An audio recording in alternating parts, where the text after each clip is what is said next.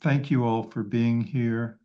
I just want to make one short announcement. I'm Scott Tipps, the president of the National Health Federation, and I just wanted to make one short announcement before, well, now they're starting to come in.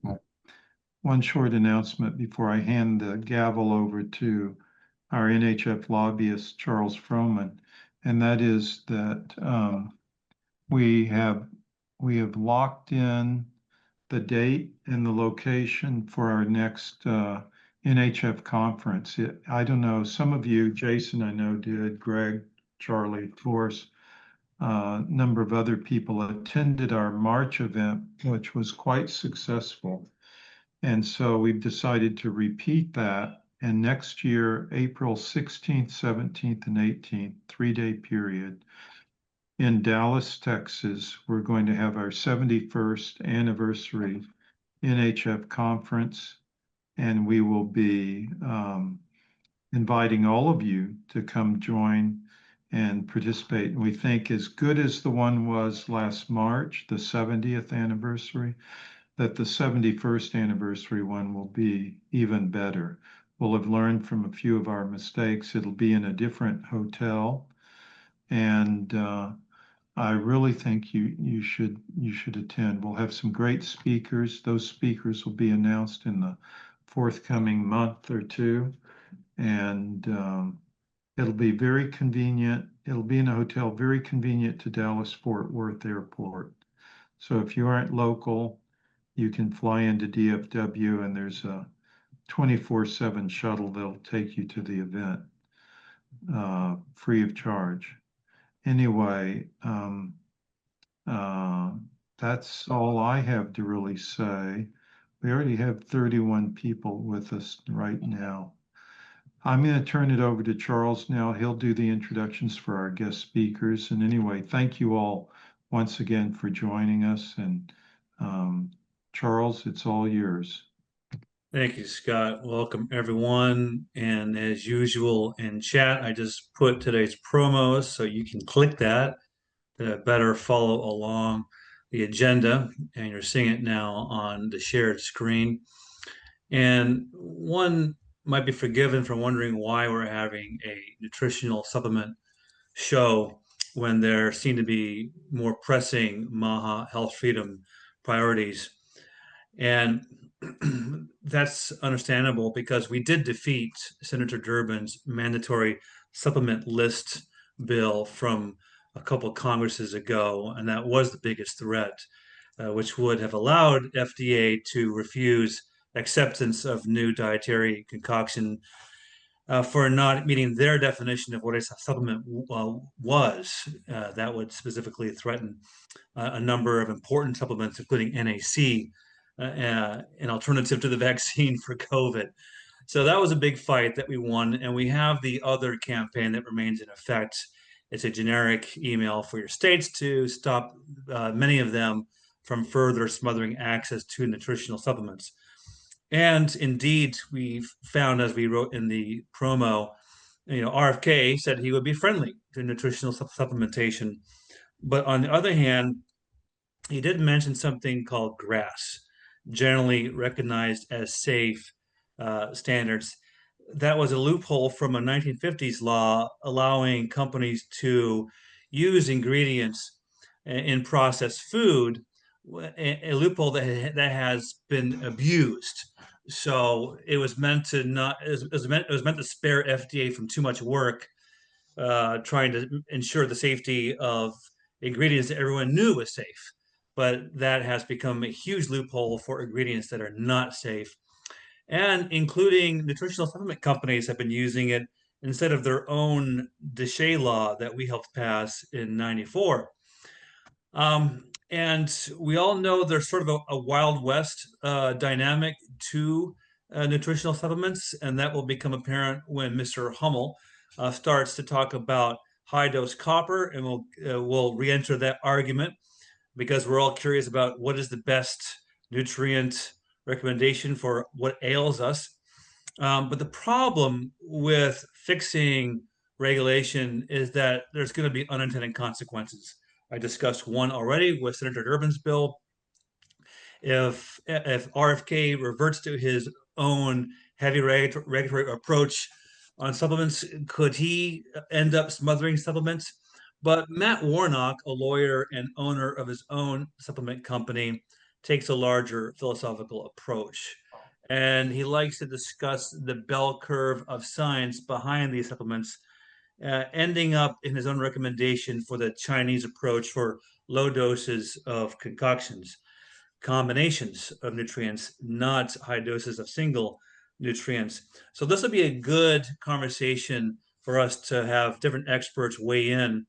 And before I turn it over to Matt, in the promo, do scroll down to see our submission to HHS for the MAHA report that has been leaked.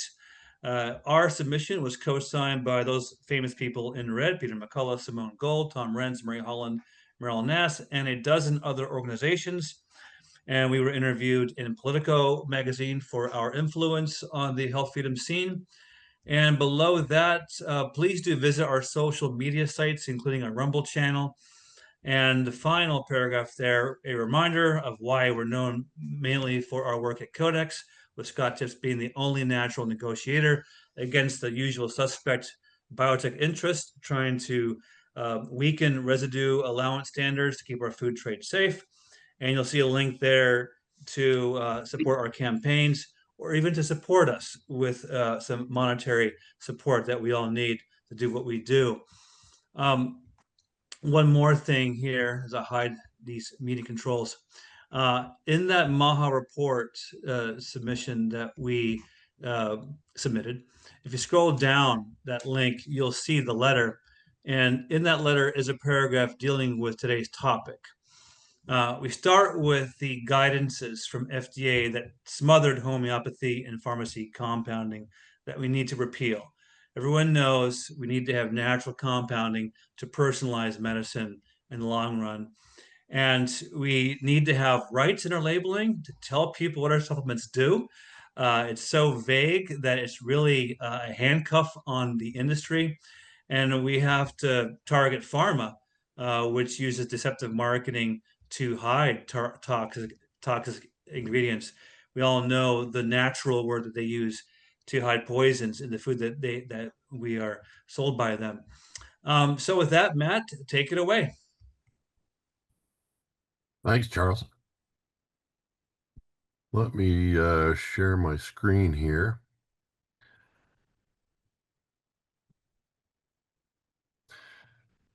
So this is a graph that comes from Wikipedia, your favorite source of unbiased information. But it shows the famous bell curve. If you've ever been graded on a bell curve, if you've ever been graded on a curve, this is the curve they're talking about. This is a standard distribution, and what it says is that for just about anything that happens in nature, whether it's height or the speed of a hummingbird wing or any number of other measures that you might apply, there is a central tendency toward the data. It kind of clusters around the mean. The mean is the average. And the other descriptor of this curve is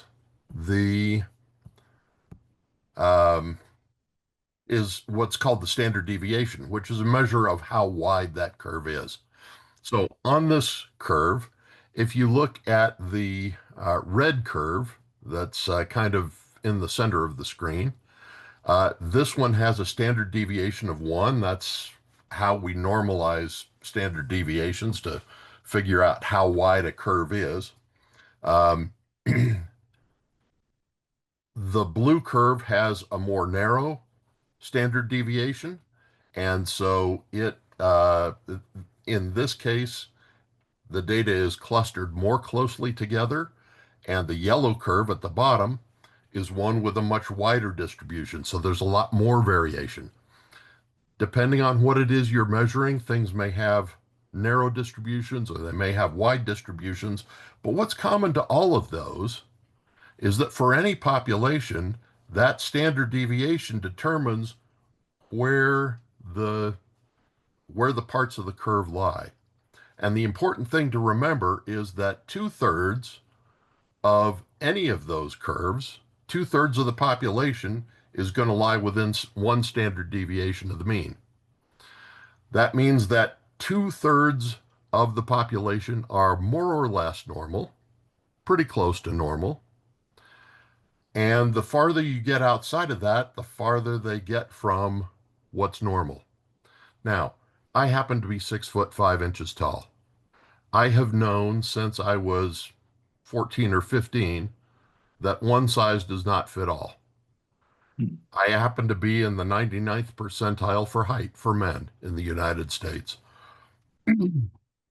So I happen to be at one of those extremes on one particular measure. But that doesn't mean that I don't fall right at normal on other measures. I may fall well below normal on other measures. And we don't know for each of us what those measures are or where we may happen to fall. Now, why is this important? Because each of our bodies is different and we react differently to different things. We have different uh, genetics. We have different epigenetics, which is how those genetics are expressed in proteins within the body. We have different microbiomes. We have different medical histories. We have different wants and needs. All of those things are different for every one of us. And most of those things can be plotted on some kind of a curve like this.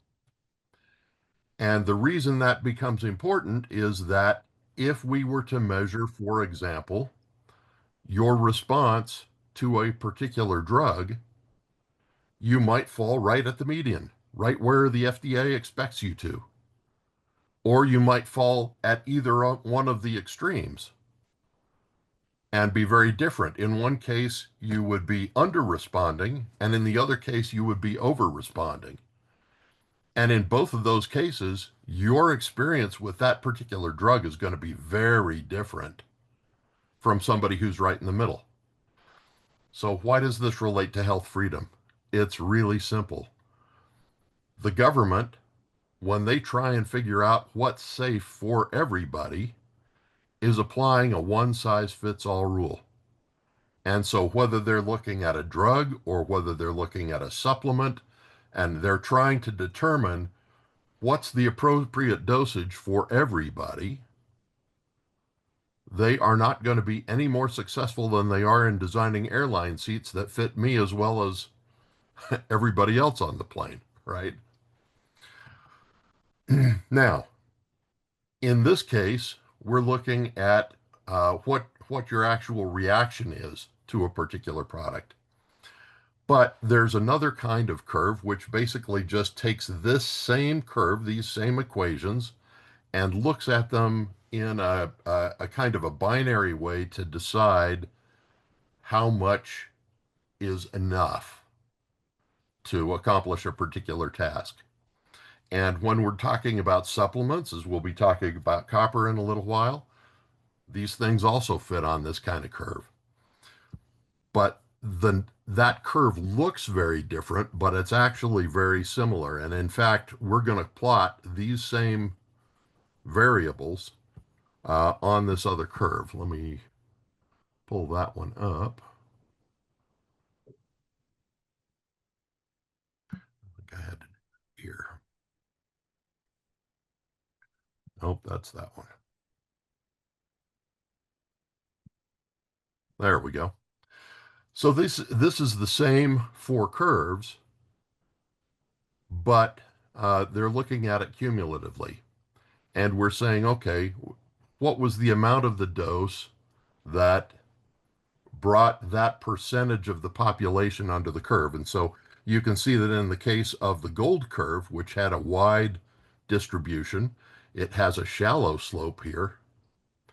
And it starts very gently sloping and then eventually has a gentle slope toward the top as well. Whereas the ones with a more narrow distribution, like this blue curve, are a lot steeper here.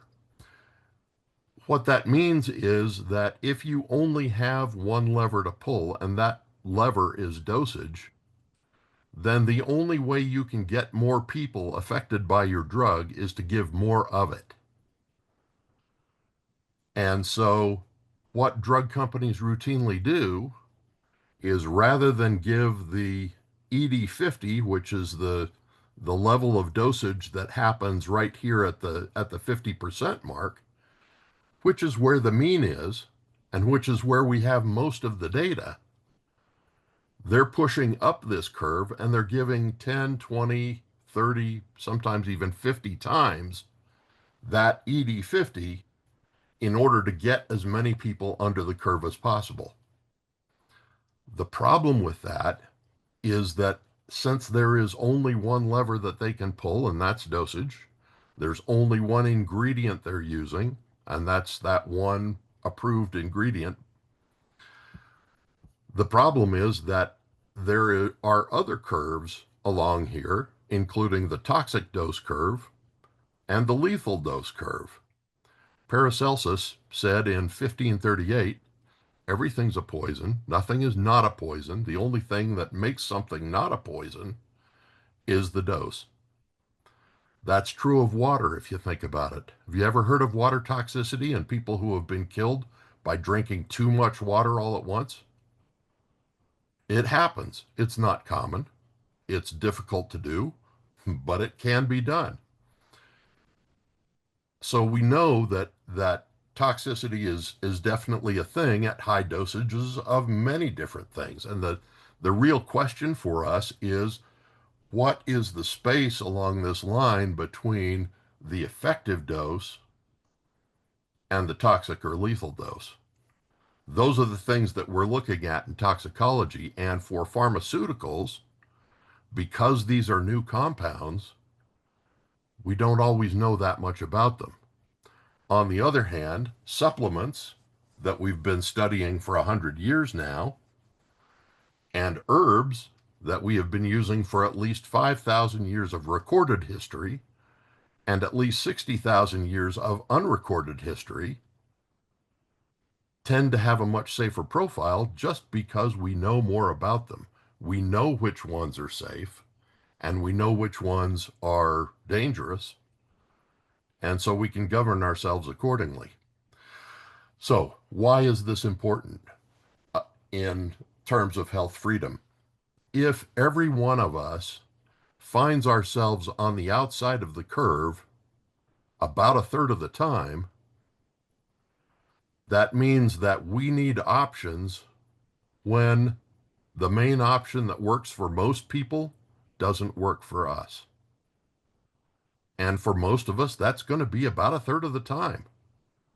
We're going to be on the outside, one end or the other of those curves. That's just what statistics tells us.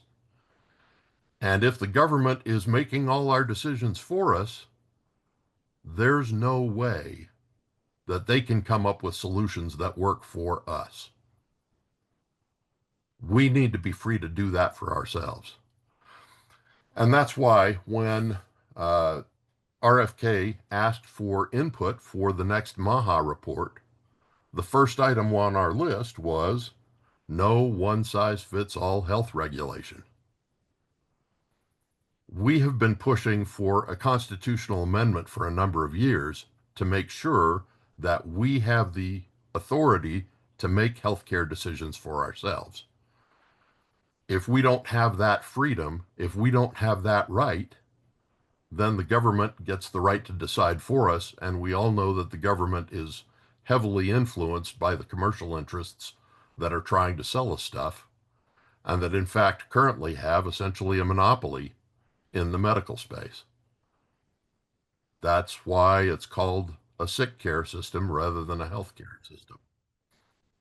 So those are some of the things that I wanted to call attention to right out of the gate. But we also submitted a number of other issues to the MAHA group, and in hopes that they would turn up in the reports.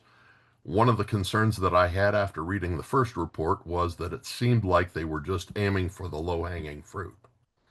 And that that is of concern to me because we have had this problem for a long time. We have put a lot of band-aids on it in the past. And I think unless we get down to examining exactly what's causing the problems and fixing that, I don't think we're going to get a better solution. People will sometimes ask why it is that we don't have a right of health care in our Bill of Rights. I think the answer is a simple historical accident. Had Joseph Mengele of the Nazi regime been working for the Brits in the 1700s in the Americas, I think it would have been there because all of the other nasty things that the Brits did to us wound up in the Bill of Rights. But because that hadn't happened yet, nobody had thought that healthcare was that big an issue at that time. It just didn't make it there. And so either we need to get the courts to recognize that right now, or we need a constitutional amendment to make sure that we have that right. That's my opening statement. Thank you, Matt. That's excellent. I think what we're going to do is defer questions until after Jason and and then people can ask. And I want to remind everyone that when you ask a question, please keep it short and to the point. And if you have an observation about your personal life or personal experience, save that for later, near the end of this session. Anyway, Jason, you're up next. And thank you, Matt. That was really well presented, if I may say. Jason, are you there? I'm here. Um, Hi. I have the room. If it's okay, unless you have the room. And, okay, and what do you have the room for? I'm just in a conference call right now, and I can take it outside if you I need know, it. I think I'm supposed to be in here at 11:30. My conference call is going on right now. If you're here in the room at 11:30, I'll move. I don't want to interrupt you. Well, 11:30 is in 5 minutes, so apologize, Scott. Take That's it right. Will outside. you be able to reset up quickly or should we move on? I'll be set up here in 2 seconds. Now, one concern I have is that what would you like me to talk about? Copper Revolution Protocol, or should I talk about it in context of the regulation of supplements? Well, actually, you could do both. I had understood from whatever it said in our announcement that you were going to speak on the copper revolution, but Okay, great. it also I'll maybe Charles. blend in a bit if I can. Okay, Charles, can you weigh in on that? What he's supposed to? Yeah. And do you need a minute, Jason, to find a spot? I have a question for Matt, or are you I ready have a to go? spot if I'm coming in loud and clear. There's a few people around me, but it should be quiet enough. Is this working? Yep. Sure.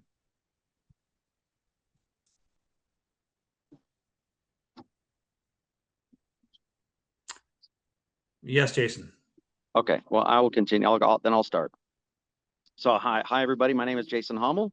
I am the author of The Copper Revolution, Healing with Minerals. It's a 500-page book that describes all the different reasons why we need to take copper, why it's not toxic until extremely high doses, and that basically the mainstream and even alternative medical worlds get copper wrong. We have found that the ideal optimal dose is about 30 milligrams, along with a wide array of about 20 other vitamins and minerals that we do like. I've sort of separated the minerals into a category of ones that we will take and ones that we won't. So I'm kind of more along the lines of I look at things as either clean or unclean, sort of in the biblical model, and that things are either toxic or non-toxic in general. But yes, I do agree with the bell curve presentation. I thought that was brilliant. Charles, I know you've kind of framed our protocol in terms of the fact that we take high doses of a lot of supplements, but actually, from my perspective and from my research, we are aiming for the optimal dose. For example, Radmacher in the 1850s, who drew from the work of Paracelsus and many others in the ancient world, the alchemists, he found that he would use up to 260 milligrams of copper to heal people in short term, like say 2 weeks at a time. And so he makes us look like moderates. When we take only 30, we're taking substantially less than what he used. Similar to that, we take a high dose iodine of 50 milligrams, but there are people in history who've taken up to 9,000 milligrams for short periods to kill germs and whatnot. So in context of that, our 50 milligrams seems tiny. Same with zinc. Some people advocate anywhere between 150 to 250 milligrams of zinc.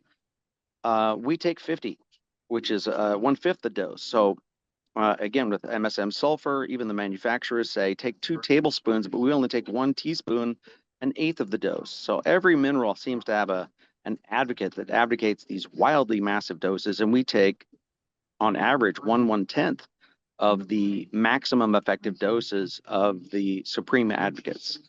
So we believe that in combination, you don't need to take as much. Iodine kills germs, copper kills germs, zinc kills germs, boron kills germs. When you take, 4 germ killers together, you don't need to rely on one to do the job. In combination, they seem to be more powerful and more effective. We have found that copper is generally toxic at around the 20,000 milligram levels. And this basically is shown by evidence from suicide attempts in India, on average of about 1 per year. They end up in the hospital, and the combined knowledge of those incidents, when bundled together and presented in a document, show that about 15% of them die, 85% of them survive, and they cannot determine whether it was from the copper itself or from the interventions, because the hospital interventions include things like giving them metal chelators in large doses because they fear that copper is toxic, or they try to engage in pumping the stomach. And pumping the stomach carries with it risks because it can perforate the stomach, and they can bleed out from simply the vacuum inserted into the stomach, destroying the stomach. So they don't even know if copper is toxic at that level when 15% of people die, because the medical interventions are so dangerous.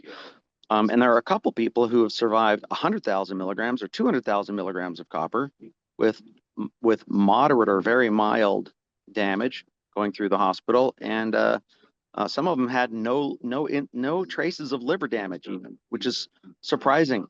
So that kind of refutes the notion that copper could be toxic at 2 milligrams, which is what most of the world thinks. Now, I will admit that most people, or say half the people, the research shows that half the people, when taking copper, vomit at 3 to 4 milligrams, or not vomit, they will have nausea. And some people do vomit. But 50% of people have nausea at 3 to 4 milligrams. That does not prove that copper is toxic at those levels. What happens, we think, is that copper is such a strong detoxifier that it pulls things like vitamin A and fluoride and many other toxins directly into the stomach when copper is ingested orally. And really, if you look it up, fluoride causes nausea, vitamin A causes nausea, other toxins can cause nausea.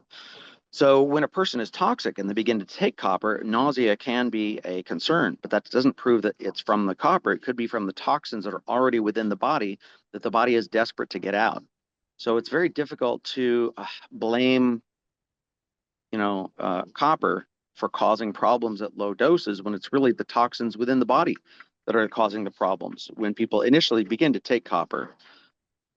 So we have found that the best way to encourage people to take copper is take 2 milligrams 3 times a day to bypass that nausea, but get enough of it to begin to work.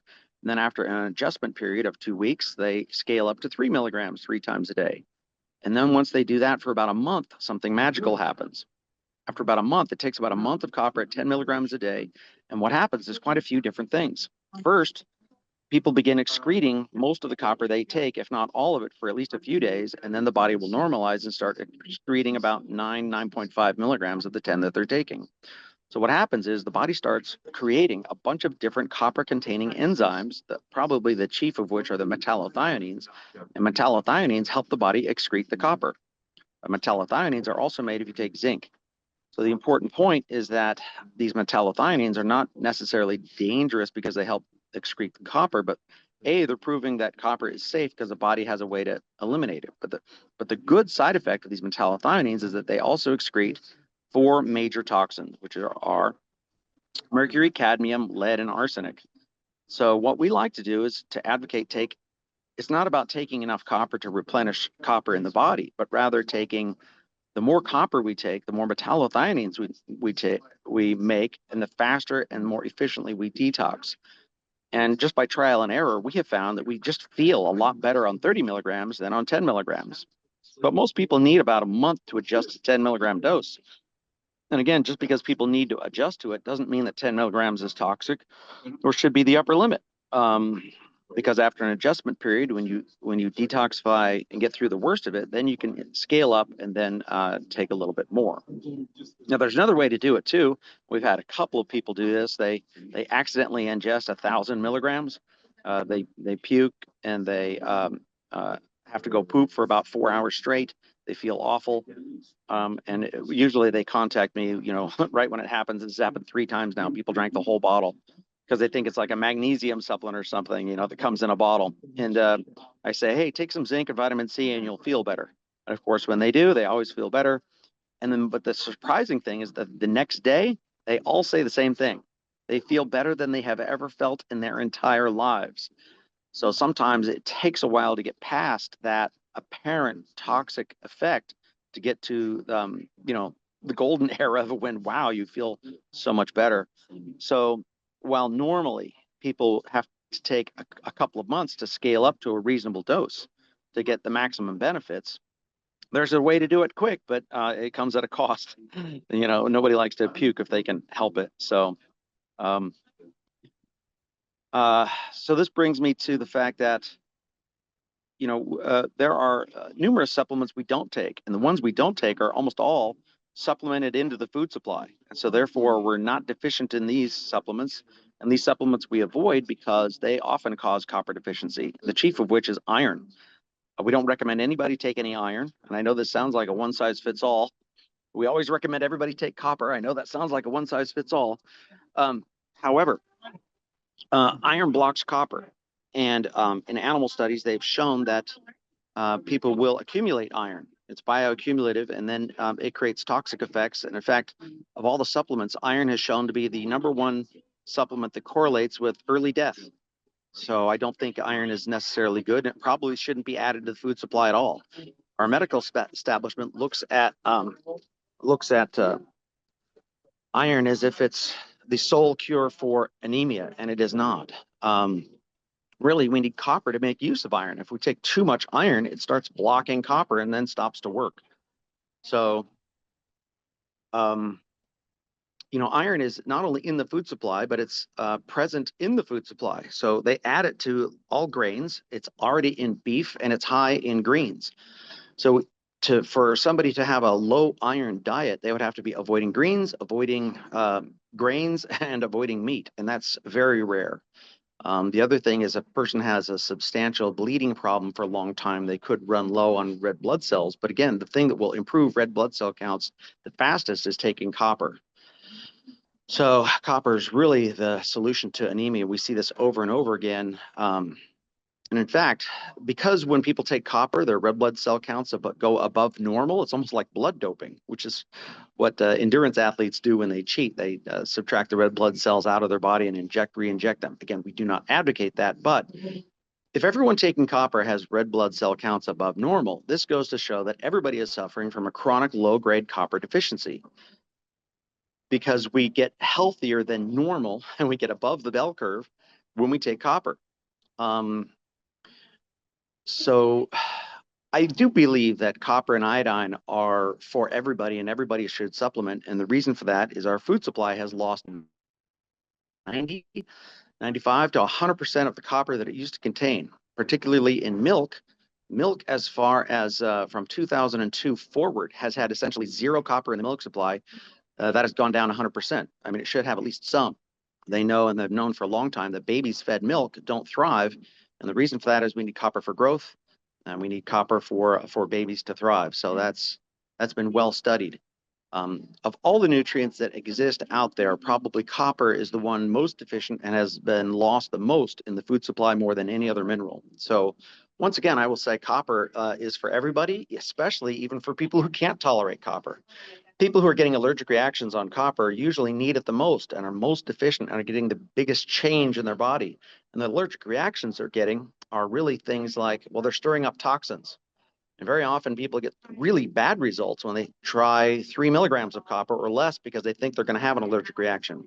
But almost everybody, when they start 2 milligrams, 2 milligrams, 2 milligrams for 6 milligrams a day, gets better results, because the average person also has 2,600 milligrams of fluoride in the body, and that's just one toxin. So how are you going to detox 2,600 milligrams of fluoride with only 3 milligrams of copper? That is not going to work. I'm surprised that even 5 milligrams gets people over the hump and into good results where they start getting decent energy. But very often when people start the low dose because they're afraid of copper, all they get is brain fog or worse feelings or allergies, and they don't get the benefits of the higher energy. Again, I will say once again, the reason why everybody needs copper is because everybody breathes oxygen. Our universal similarities in physiology are pretty obvious. There's not a single species of person out there who doesn't breathe oxygen. There's nobody out there who's a nitrogen breather, and there's no human out there who's a CO2 breather. Those are the main gases in our atmosphere. We all breathe oxygen. And if we all breathe oxygen, why? What does it do? How does it work in our body? The oxygen goes into the mitochondria, and we need copper in the enzyme called cytochrome C oxidase to convert oxygen and food into energy and make ATP. ATP, once again, is universally needed by anybody. There's no genetic variation that allows any human being or any cell to survive without ATP. Therefore, if copper is needed to make ATP, and it is vitally needed, then there's no human out there who doesn't need copper. Finally, I will switch to the whole idea of copper toxicity. It is a total myth. Now, the reason why they think copper is toxic, there's about 11 major arguments that they have, and all of them, I would say, are the type of evidence that would be no evidence at all, and it wouldn't hold up in court if thoroughly examined. Most of the evidence that copper is toxic is used by blood tests, and they will test that copper is high in the blood, and they will associate that with various diseases. But as any statistics student knows, association does not mean causation. For example, you can smash your thumb. And if you smash your thumb, you will have high copper in the blood because copper will mobilize into the blood to help heal the thumb and create growth. For example, another one, copper goes high in the blood when a person has measles. It is beyond obvious that high copper in the blood could not possibly be the cause of either measles or smashed thumbs. In other words, it's the other way around. The body is mobilizing copper to heal measles and kill germs, which we know copper kills germs, and we know that copper is needed for growth and repair of tissue. So once again, it's the body reacting. So another one is people with heart disease often have high copper in the blood, but that does not mean that high copper causes heart disease, but rather Leslie Cleve, the best researcher, most quoted researcher in my book. He's a government researcher. He's been studying these things since 1975. He discovered that mice fed copper deficient diets have 81 biomarkers similar to humans with heart disease, 81. And the government sort of halfway refuted that by looking at one of those associations and saying, not always. That is not a refutation. That is simply them trying to sweep his research under the rug. And of course, he is a government researcher. So it's government entities speaking out of both sides of their mouth, and you can determine which of the guys was honest. Leslie Cleve, who determined that copper deficiency is the cause of heart disease, he's the honest guy, and he's the guy I believe. I used to have pain in my heart almost my entire life growing up from athletic activity. And these days I can hit the gym as hard as I want to, and I have zero pain in my heart. And I've been taking copper now at 30 milligrams a day, roughly for 7 years. So, when the research and experience line up, and we have hundreds of thousands, or, thousands of people, our group on Facebook is now 64,000 people, and they all say the same thing. They feel so much better on copper. When things line up, you just know that they're true. So I think that is about the end of what I wanted to say, other than with regards to regulation, I will say, thank God they don't. Also, copper is one of those generally recognized as safe things. I think probably, I'm not too concerned by over-regulation by the FDA, because my gut feeling is that if the FDA tried to regulate things like they've discussed, like if they took away all herbs, for example, a lot of herbs are used in food. If they tried to take away cayenne pepper or pepper from the American public or garlic, do you realize what the outcry would be? The quickest way to start a revolution in this country would be to say nobody can take any pepper or cayenne pepper or garlic on their food. Absolute revolution, pandemic. They'd be lynched in the streets and we'd have freedom almost within a week. So if they want to regulate all of the herbs, let them. We'll know who the evil people are and they'll be gone really fast. Thank All you. right. Thank you, Jason, for that. I guess it's time. Anyone who has questions for either Matt Warnock or for Jason, please raise your hand. I see Charlie Froman was the first to bat. So Charles, your turn. Thank you, Scott, and great presentations, Matt and Jason. I'm glad it seems like both of you agree on the superiority of combination supplementation versus individual. Why don't you comment on that? Is there a debate out there between monotherapists and combo therapists? Tell us about what's going on there, if that So, makes sense. Who are yeah, you I'm asking? happy to respond to that. Monotherapy actually comes from the fact that in the early 1900s, they felt that it was necessary to reduce the number of variables. And so they wanted to keep things as simple as possible for experimentation purpose, and they didn't have multivariate analysis. They didn't have a lot of the tools that we have now. And so they basically came up with this rule, and it basically came out of industrial science. There was an idea at the time that there was one and one only best way to do things, and that experts could find it. And so they had people running around with stopwatches trying to figure out what was the best way to do X, Y, or Z. And that carried over into the early days of modern medicine through about the 30s. In all of that time period, they basically said there is one solution for every problem, and we're going to be able to figure out what that is. In the medical literature, they call that one disease, one target, one drug. And that has been the popular paradigm for the last 100 years. Well, that's not the way they approached it in traditional Chinese medicine or in Ayurvedic medicine, or to a lesser extent in European herbal medicine. And the first inkling we got that Western medicine was moving away from monotherapy was actually the AIDS cocktail in the 90s. Since then, we've discovered that there are a lot of situations in which you cannot give a big dose of one drug. If your liver is toxic, if your kidneys are toxic and they will not tolerate that dose, then it will kill you to take that dose of one of those drugs. In those situations, they've had to dial back and use them in combination. And guess what? It works better. We're also finding in blood pressure now. Most doctors are now prescribing combinations of drugs for blood pressure in much smaller doses. So the pendulum is finally now beginning to swing back the other way. But the reason that that has taken so long is because we have this monolithic medical education system that says our way of doing things is the only way of doing things. That is not a recipe for innovation. That's a great answer, Matt. Jason, did you want to weigh in, or are you okay? Yeah, I can weigh in. You know what? We have developed our protocol in part due to the advocacy of various vitamins and minerals that are often, they only advocate one. For example, Rex Newnham, he was the discoverer of boron for use in humans, and he only advocated boron, to my knowledge. The MSM sulfur advocates, they often only advocate just MSM sulfur. There are advocates of silica or diatomaceous earth, and they often just advocate diatomaceous earth. So I think human beings suffer from the whole, well, I'm not going to promote some other guy's deal.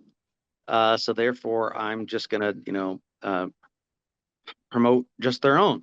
And the problem with that, of course, is that all of these things, in my view, are miracle cures. And in my view, if you combine about 5 to 10 different miracle supplements all in one, why wouldn't you expect miracles? There's a synergy together when you take good things that each on their own are considered cure-alls. Vitamin C is another perfect example. It alone is considered and spoken of as a cure-all. Iodine spoken of as a cure-all. Copper by Radmacher in the 1850s, he described copper as a cure-all. So once again, if you're mixing a bunch of different cure-alls together, why wouldn't it work even better than one by itself? So I'm a little disheartened by the fact that everybody has the whole, well, I didn't invent it, therefore I'm not going to advocate it. And I am encouraged when people come along and say, look, Jason Hommel's protocol is the best thing that there ever was, because they're not shy about promoting our combined research into, mixing together a bunch of cure-alls. And what does the Western establishment has done? They've all convinced us that if there is a cure-all, it must be fraud. So don't even listen to it. But that's not what the science has to say. My dismay at modern medical is that they lie about absolutely everything. Not only do they not have cures, but the cures that they do peddle don't work because, how can they work? They primarily use prescription medicine, which by definition is so dangerous, they won't let us get it without a prescription, without a physician's prescription. If it was safe enough, it would be available over the counter like aspirin. And I don't even think aspirin is safe. Aspirin causes bleeding through copper deficiency. Same with Tylenol and same with ibuprofen. So even the things that they allow us to take without a prescription are extremely dangerous. And it was about 10, maybe 11, 12 years ago now that I decided I would never take any prescription painkiller and I would live my life not taking things that I knew were bad for me. And that led me on the journey towards discovering everything that I've discovered in the copper revolution. It's all natural. It's all, good vitamins and minerals. And we don't take the bad vitamins and minerals like iron or we don't take calcium. You'd think calcium is relatively benign, but the problem with calcium is that it will, if you take it by itself, and this is the danger of individual supplements, if you take calcium by itself, it blocks magnesium. Without magnesium, you can't keep calcium in solution. And if you can't keep calcium in solution, it deposits in the joints and calcifies the soft tissues, calcifies the pineal gland, creates kidney stones, creates gallstones.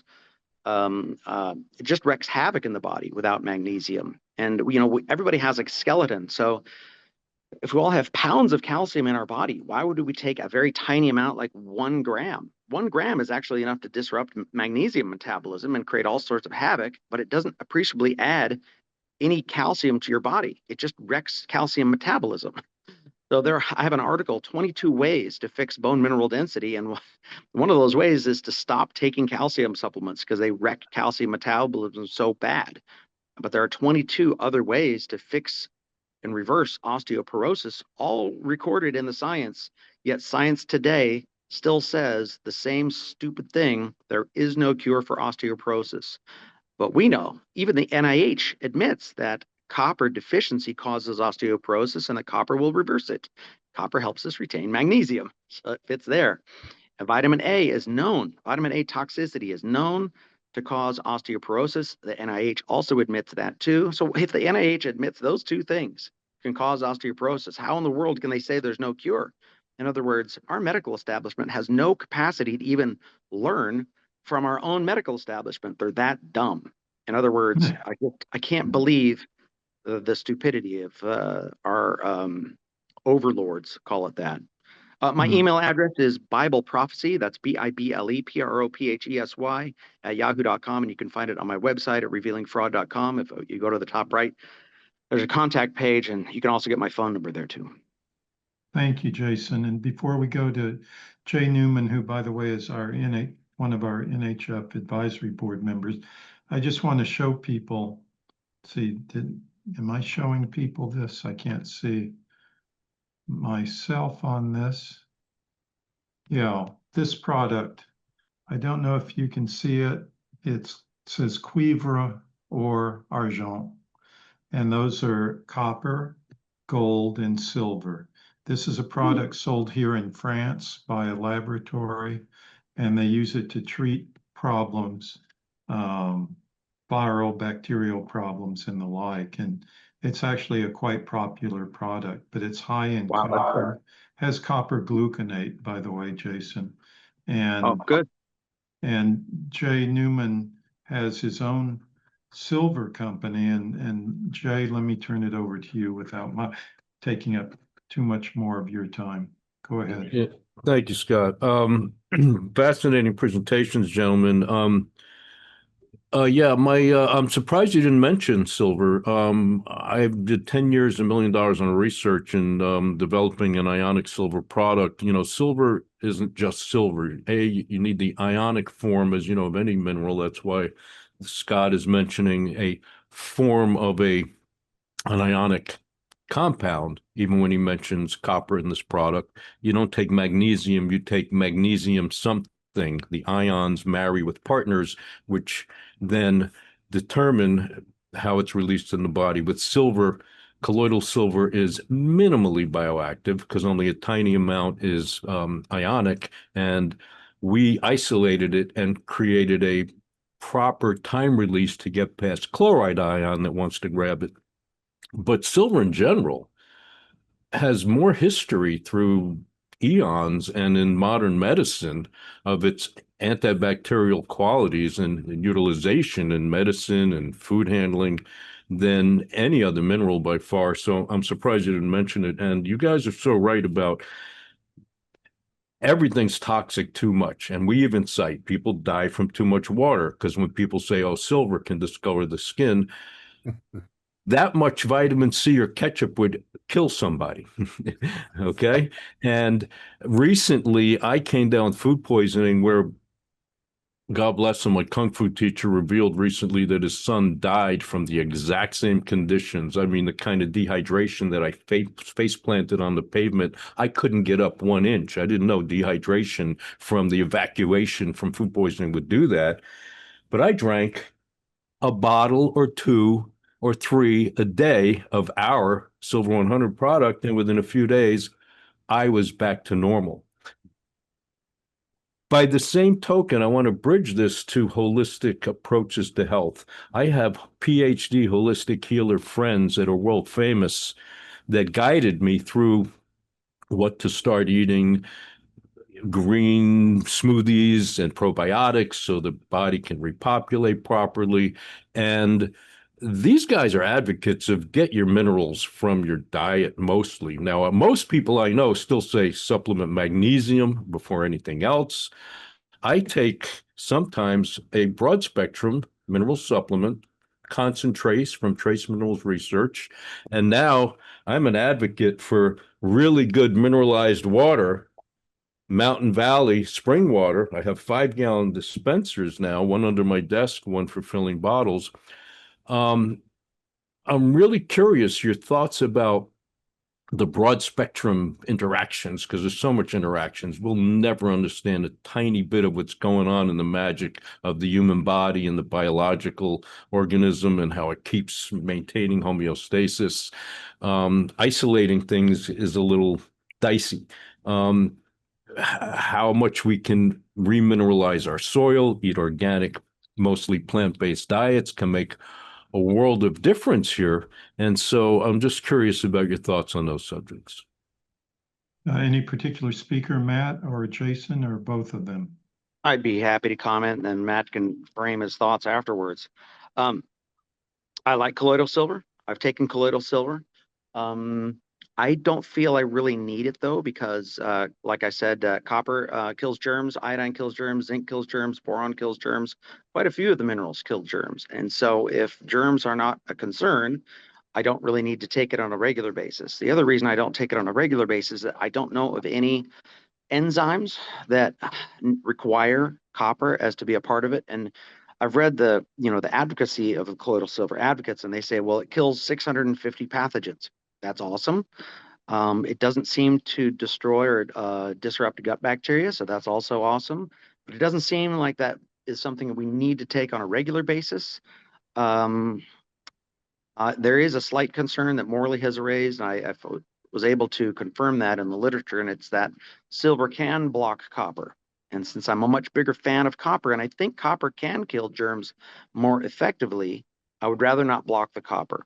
I used to take a lot of colloidal silver before I discovered copper, but 2 points about copper and its superiority. The white blood cell counts go up when you take copper. Both red and white blood cell counts go up. What do white blood cells do? They kill germs, and they actually have shown that the white blood cells use copper to kill the germs. So I don't think we get that effect when we take colloidal silver. So that makes me think that copper is a superior germ killer for the body. And I don't really seem to have a problem with germs anymore. I know that colloidal silver is a standby, and I might use it if I contracted something, but in 7 years, I have needed it maybe twice. So again, I like it. I just don't think we need it when we get everything else in place. And I use the Occam's razor to say, hey, if we don't need it, let's avoid it. And if we do, let's add it back in. But I felt no need to add it back in because our protocol is doing so well. Again, I wouldn't say it's necessarily bad, but we also try to lower our costs and simplify our protocol for other people. So I think colloidal silver is simply an optional thing if you need it. Matt, So turning to your question about minerals. Go ahead, Matt. Turning to your question about minerals, I remember reading a study of populations in Tibet that drink water that is runoff from the mountains that is so thick with minerals that it is white in color, almost looks like milk, and they drink that's their source of water, and they drink that all the time, and it works remarkably well for them. I think we have this notion in the States that we're looking, it comes from this same silly monotherapy idea that we're going to isolate everything and we're going to only get the things that we need, or we're going to pick the one best thing for us. If your stockbroker said, I want you to put all of your stocks in all of your investments in one stock, you'd find a new stockbroker. If your dietitian said, I found this latest superfood, I want you to eat nothing but that for the next 10 years, you'd find yourself a new dietitian. Why don't we treat our doctors exactly the same way? It's ridiculous. Okay. Thank you, Matt. Well said. Yeah. Linda, I think you're up next with your question. Please take the floor. Yes. The thing is about supplement. My question is, normally, I study supplement for many, many years. Normally, you take magnesium, and to have a good, or copper, and we have a good supplement, they add many other products inside, and minerals and proteins and everything. But they never question, they never ask the microbiome in our gut if they like that, if that is made for them. Because when we eat, first we feed the microbiome, like the normal bacteria in our gut, and then the microbes produce the products which are absorbed by the gut and are useful for humans. That is my question forever. There is no control on that. Another issue, which is really about copper, hundreds, thousands of years ago, it was a civilization of warriors. They used to do nothing else than constructing weapons out of copper to conquer other countries. And by making the weapons, all the small copper pieces were thrown in a river. And the river used to water farms and land. Finally, this civilization disappeared from Earth because the copper was going also inside the plants, not only in the soil, and people were contaminated, poisoned by the extra copper, and they die. That was the end of this population. So we have to see the whole picture. If we do something, where it goes, what it does, and things like this. Nothing is so easy. Also, thousands of years ago, in different countries, Egypt and Greece, you used to make out of granite all the huge barrels to put food, things like this, by using copper, because the frequency of the copper was destroying the material. So you could make all those huge things to store things out of copper by using the copper, the frequency of copper, which destroys the matter. Is like a sonic weapon at specific frequency. That's it. I don't know what to do. But I am not happy for what happened in our years. Really. No. So That's it. Linda, do you have a question for Jason then?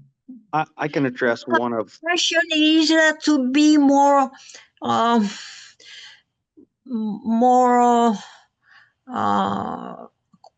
questioning supplements and copper supplements and everything.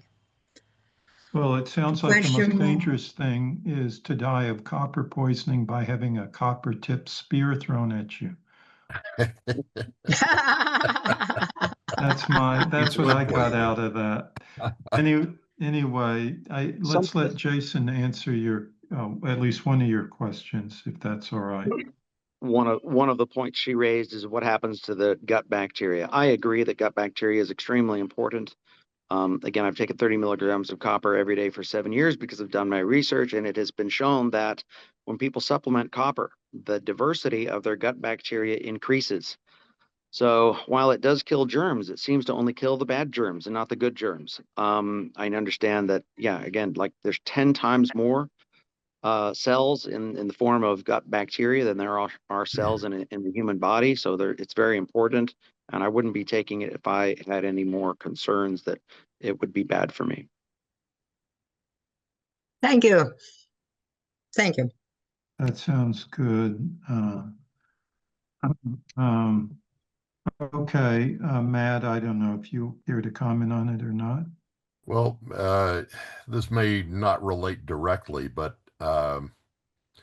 it's interesting that you talk about how the minerals are picked up by the plants and make their way into our diet. One of the things that I think is probably a much greater risk is that we're picking up a lot more lead than we once did.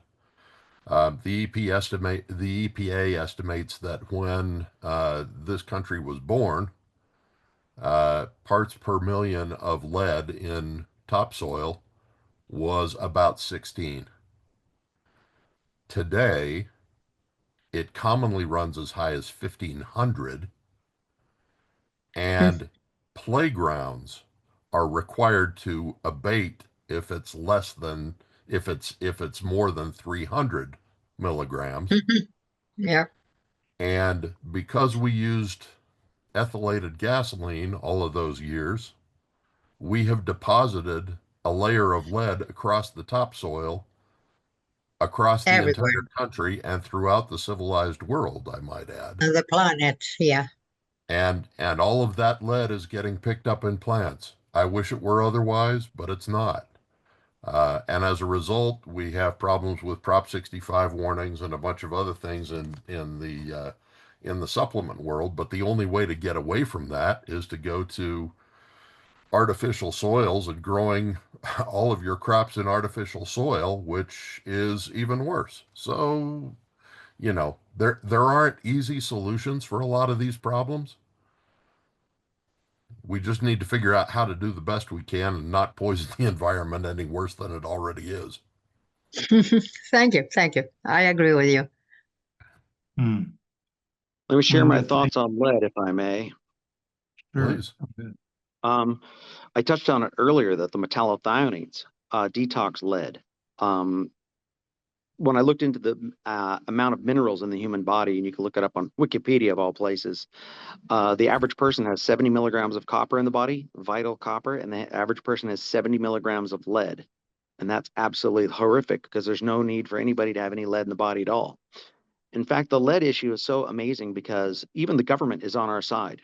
Everybody agrees that lead is toxic, except for some extremely weird people. But there's no serious people who say that we need lead in any way in our bodies. So if we universally know that lead is toxic, how is it that we all don't universally know how to detox lead? Big question. What I have found, the best way to detox lead is those metallothioneins. We stimulate those metallothioneins by taking both copper and zinc. There's a couple of other ways to do it too. Colloidal gold stimulates that, and also blueberries, and also selenium. All 5 of those will help us stimulate the metallothioneins, which detox lead. Thank you. Okay, excellent points. Let's see, I think Mark Brody is next with his question. Thank you, Scott. And my question relates to the issue of regulation. Given that this is a health freedom group, I think the issue of regulation is quite germane. Now, over the course of the years, I've been doing integrative medicine and had the opportunity to prescribe supplements quite frequently, including homeopathic medicines, which is, I guess, my main go-to. And during this time, it's come to light that there are certain supplements that do not contain what they advertise. They are, this is particularly true for certain herbs and probiotics, but there's no reason to suspect that this is not equally true for other supplements. And the products are not well regulated by FDA. And I'm going to tie together another issue and ask you a specific question about the regulation of supplements. As a homeopathy has been under attack by FDA for quite some time, and they do not understand, nor do they have the time or inclination to regulate homeopathy, since they're basically servicing the pharmaceutical industry. At least not outwardly, but it's clear that that's the case. So the homeopathic community has taken it upon itself to hire an organization called the American National Standards Institute to help create standards for the manufacturing of homeopathic medicines. Because in fact, there are quite a few homeopathic manufacturers who do not manufacture according to standards and are producing substandard products, some of which are not good for the public, have caused rarely some bad effects. And one might well suspect that this is the case for others, minerals and vitamins and whatnot. So there's really a need for the regulation.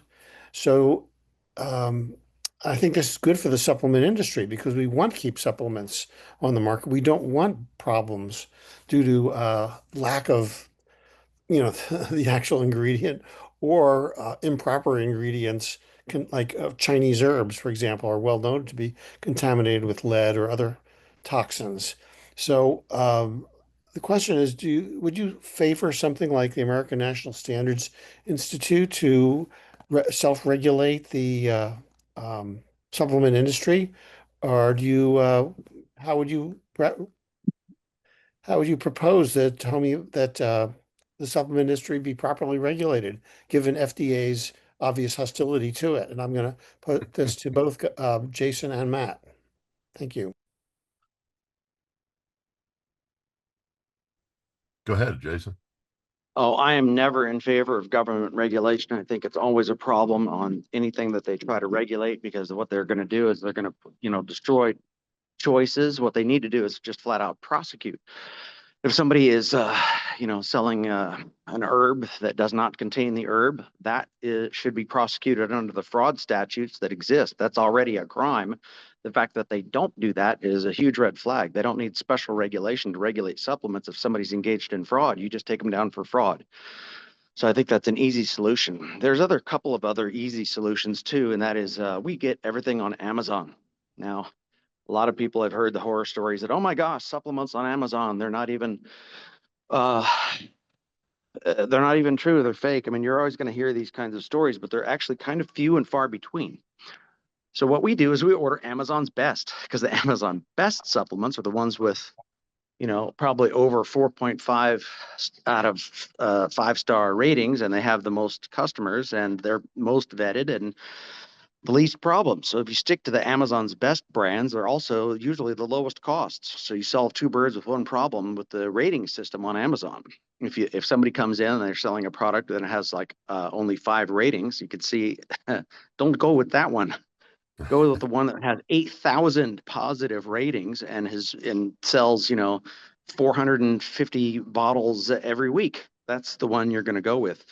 There's other things too. I mean, this is not just in the supplement industry, but the FDA has found that in a vast majority of male supplements that are combination supplements, half of them were spiked, or a fourth of them were spiked with testosterone. Well, I don't want to take any of those. So one of the things I do is I avoid any multi-supplement because you have no idea what's in it. Instead, I'll take individual supplements. And even then, are they always safe? Maybe, maybe not. But again, I stick with Amazon's best. They're, again, low cost. One other problem they have is the fact that high fructose corn syrup, the FDA found that half of high fructose corn syrup producers are contaminated with mercury because mercury is used somehow in the purification process. So this is not a problem just in the supplement industry. It's a problem everywhere in our food supply. And, if people are poisoning is already against the law. There doesn't need to be any new laws. If somebody has found that their foods are contaminated with mercury, go in and arrest them all and put them out of business tomorrow, yesterday. You don't need extra regulation. If poisoning is already against the law, all they need to do is enforce the law. But that's my opinion. Mm-hmm. I'm going to wholeheartedly agree with you. I have often said that you can't regulate ethics into an industry, but you can regulate it out. And the best example of that is the pharmaceutical industry. The pharmaceutical industry is more regulated than just about any industry on planet Earth, and it is also the most corrupt. Mm-hmm. The simple fact of the matter is regulation does not work. It's a one-size-fits-all solution when what we should be doing is exactly as Jason said, enforcing responsibility. Responsibility is what we need.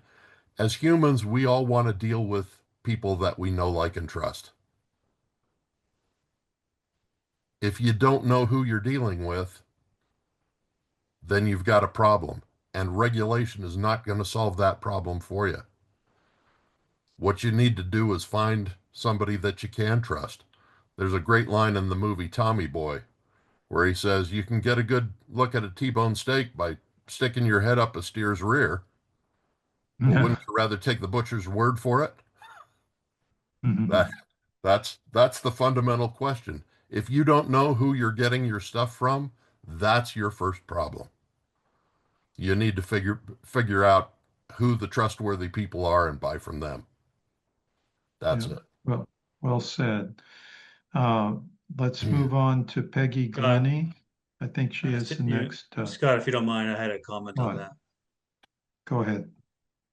If I can share my screen, NHF has an answer to that actually.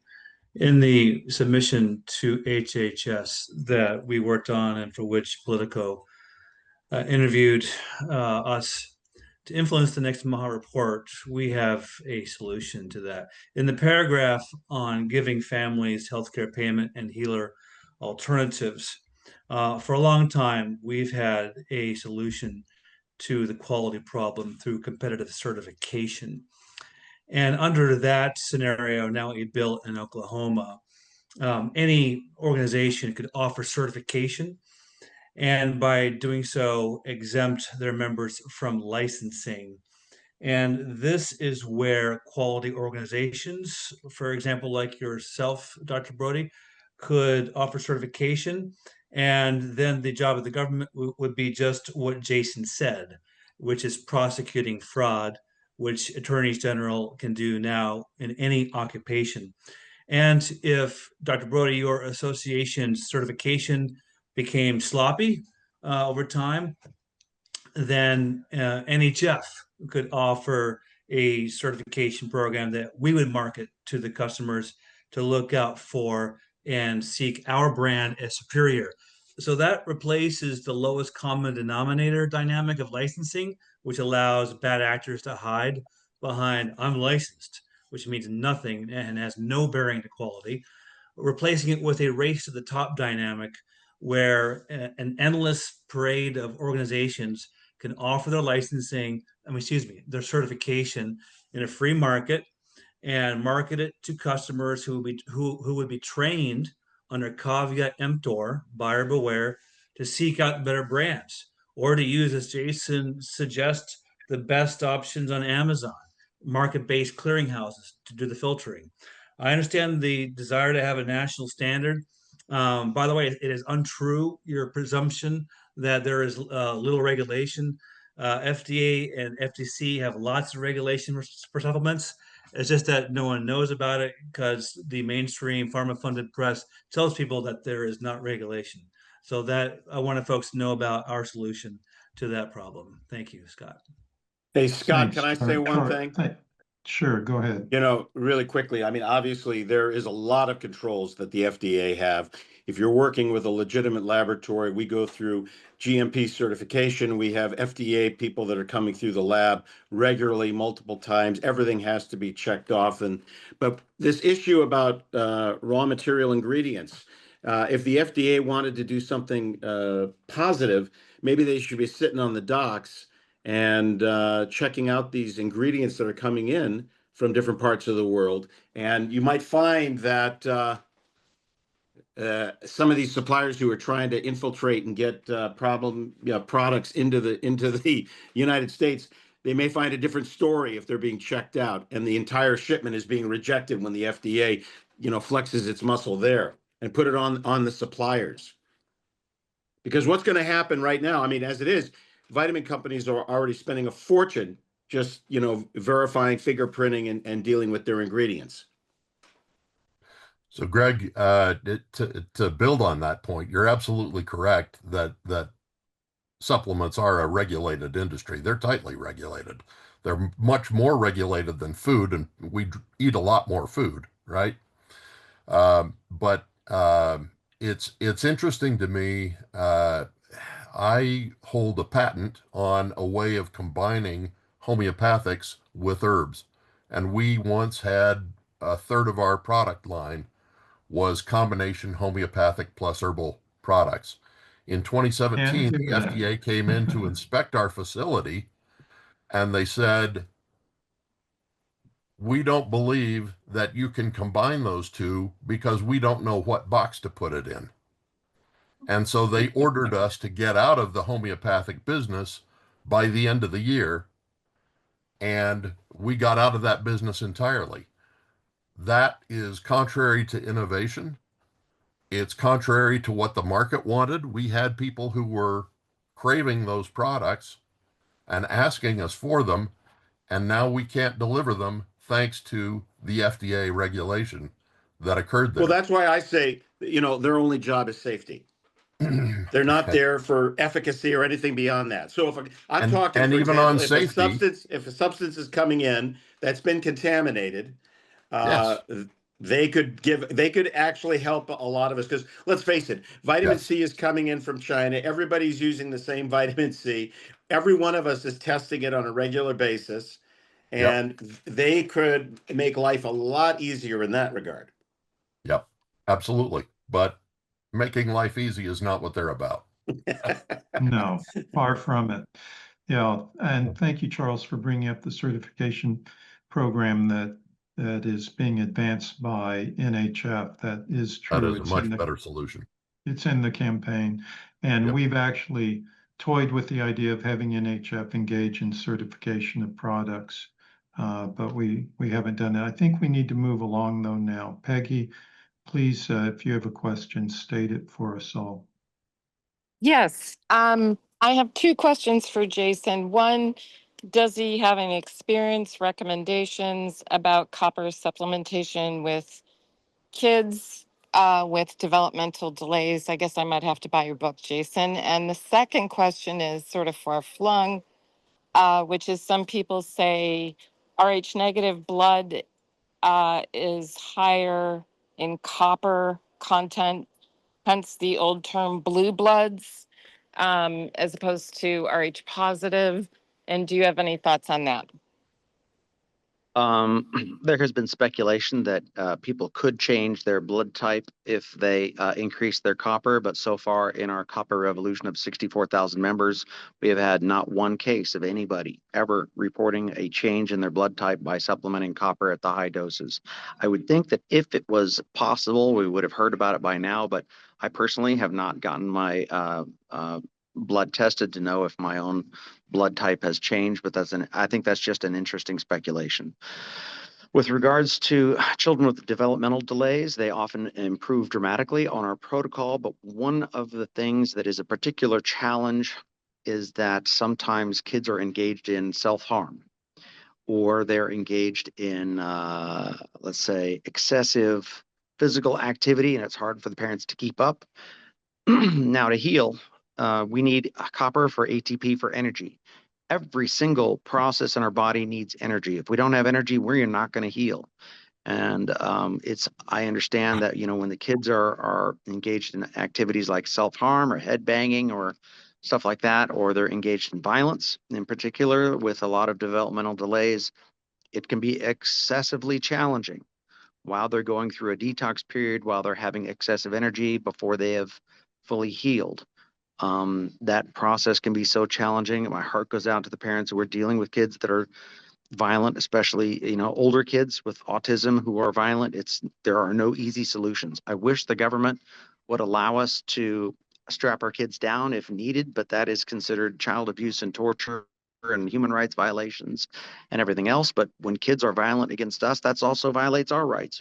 These are problems with no easy answers. But I do know emphatically that if you can get through the difficulties and if you can get through the increased energy, there will be healing, and there have been a lot of success stories. Now, with regards to our specific protocol, humans vary by weight, but from 80-pound adults to 800-pound adults. That's a factor of 10 times.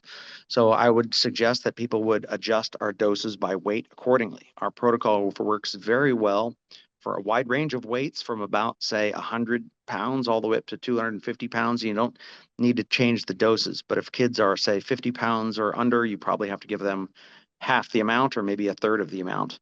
Again, I would just adjust by weight. I would not put a very small child on the full protocol because often they don't need it. One of the main features of our protocol is that it detoxifies. One of the main features of toxins is that they bioaccumulate over time. For example, fluoride has a 22-year half-life. So fluoride is a problem for older people. It's not so much a problem with younger people. When do teens get acne? in their teenage years. Well, what happens is dentists often will give fluoride treatments to teenagers, and that's when their acne problems will start. So we think acne is a fluoride problem and also an elimination problem. So that one of the best ways, sometimes people actually get acne on our protocol because we're stirring up fluoride, and fluoride starts getting kicked out, and they sometimes lose their hair because toxins are being stirred up.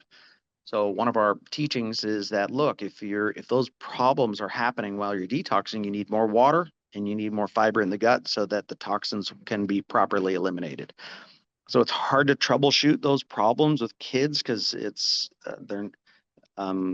you don't always know what's going on. So I think I like to say, put the oxygen mask on yourself first before you work with your kids. In other words, you should probably take about 6 months to a year to work on the protocol and on your own health before you learn all about the troubleshooting to help a child, because otherwise it's just too difficult to figure out what to do. Again, our protocol consists of 22 vitamins and minerals and avoiding 30. It's a steep learning curve, but you can get there, but there's just a lot to learn. All right. Did that answer your question, Peggy? And Matt, I don't know if you have anything to add to that. Not to that one. Okay. Peggy, thank you for your question. Jennifer, you're up next. Hi, I have two questions for Jason. Thank you so much for your presentation. This is a God thing hearing you speak today for me because my son is going back to college today and we just got his very first lab results done at a physical and found out that he had low hematocrit and hemoglobin levels. And hearing you talk about copper, it sounds like copper is what he needs to add. He has been taking zinc. I don't know if that contributed to it because he's been taking zinc alone. But my question is, if he's never taken copper before, what dosage would you have him start? And he's also had fatigue. So what dosage would you have him start at if he's never taken it before and he has been taking, I think it's about 30 milligrams of zinc for a while. So that's my first question about copper. And then my second question is you mentioned using it to detox heavy metals. And I'm wondering if I've used things like zeolite and stuff in the past for mercury, if copper can be used to detox mercury from the body in a safer way that's not going to deplete all of the minerals. The answer to that last question is yes, and I'll circle back to that by coming back to the first question. Thank you, Jennifer, for your questions. Yes, the starting dose for a kid in college, he's an adult size, so it's basically 2 milligrams 3 times a day. Do that for about 2 weeks, then scale up to 3 milligrams 3 times a day. Do that for a month, then he can scale up and do more. But our protocol is complex. There's a lot to it. I suggest he would start reading the information in the guides at revealingfraud.com. Yes, zinc can deplete copper as low as 25 milligrams of zinc with no copper has been shown to cause copper deficiency. And yes, fatigue is one of those copper deficiency problems. And yes, copper and zinc and selenium help to make metallothioneins, which detox mercury safely. I think our protocol is a little bit better than zeolites, but I have indeed seen good results with zeolites. My concern with zeolites, however, is that very often they're based on something like a silica aluminum matrix. And given the fact that we know aluminum is toxic, I don't think we absorb zeolites very well in the bloodstream. I think they just kind of pass through us and they give the mercury something to stick to on the way out. But also leafy greens do that just as well too, I think. But we have gotten very good results with on our protocol with people who knew they were mercury toxic. And with a matter of months, they feel significantly better. I myself went through some mercury toxicity. I had about 8 fillings that were filled with mercury, and I got exposed to a mercury thermometer. And I had to battle some suicidal thoughts as well for a time period. And they went away with my very first drop of iodine. Iodine also detoxes mercury. There's quite a few things that will detox mercury. Again, greens, even strawberries, even peanut butter helps to detox mercury. It's just a matter of giving that mercury something to bind to in the gut so that it will be carried out of the body. Well, one of the So things that is the mercury copper binds able to get to the brain? one second, Jennifer. Let me tell you something important. One of the things that binds to mercury is selenium. And that is something we pointed out at several Codex meetings where they were debating the mercury levels in fish. And I argued, I think correctly, at these Codex meetings that were held in Norway, primarily somewhere in Italy, that to just look at the mercury levels absent the selenium levels in fish is crazy, because what you need to do is see what the selenium levels are. If you take tuna, for example, the selenium levels are typically higher than mercury levels. The selenium will glom on almost in a magnetic fashion to the mercury and excrete it out the system. And so if you eat shark, for example, where the mercury levels are also high, but the selenium levels are a lot lower, almost non-existent in shark, then you're going to get a lot of toxicity from mercury by eating shark. So the key is the ratio of selenium to mercury. And I just want you to know that, because selenium to me is one of the main keys for avoiding mercury toxicity. And we've shown this at Codex meetings around the world. Yeah, thank you. That's interesting because that's another thing I'm adding is the selenium, because we found out there's a thyroid issue, and it's so important for that conversion from Yeah. T4 to T3. So we'll be adding that also. But my follow-up to Jason is it able to get the mercury that you and I have the same story? Because I had 8 big mercury fillings that were removed improperly over my lifetime. And I know I had brain symptoms after those improper removals. So those vapors got up to the brain. Is the copper able to get it out of the brain, or do you need something more for that? Yeah, copper goes into the brain. Copper is needed by every nerve cell. The nerves won't work without copper. Nerves are extremely ATP hungry, and ATP won't work without copper being there. So copper is in every single nerve cell and every single brain cell. It has to be there. In fact, copper is so vital for nerves that when people are low in copper and copper goes up in the blood, I sincerely believe that the body is refusing to bind to the copper to enzymes like metallothioneins, and frees it up and makes it ionic in the blood so that it can be absorbed and utilized by the nerves to make ATP as the most important last resort in copper deficiency, because it's that vital for nerve function. So yeah, it gets to the brain, of course. And not only that, but copper is actually used not just to make ATP in the nerves, but it's used as an electrolyte and as a neurotransmitter. So it's flowing into and out of the nerves, as well as I think it goes along the nerves and comes out the dendrites at the end. So one of the things that happens when people take copper is they complain that their teeth are aching because their nerves are growing back to the teeth. So that's a kind of interesting complaint. Yeah, their nerves are functioning better. So copper even heals neuropathy. I had neuropathy in several parts of my body. I had a spot on my face where my brother hit me when I was 15.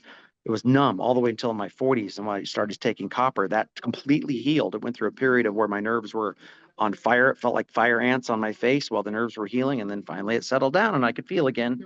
So copper's wonderful for the nerves. Amazing. Thank you. That was fascinating. And I think Peggy had a follow-on question about, am I going to lose my gray hair if I do your copper protocol, Jason? I don't know if she's serious or not, but It is It was a possible. little bit of Copper a is needed joke, for but kind of a next question. Some people do get a bit of gray hair fixing, right? Or the gray hair goes away a little bit, but it hasn't completely gone away. And both myself or my wife, there's something we're also missing, and I'm not quite sure what that is. Biotin. A lot of people do report improved color in their hair with copper. Biotin, Jason.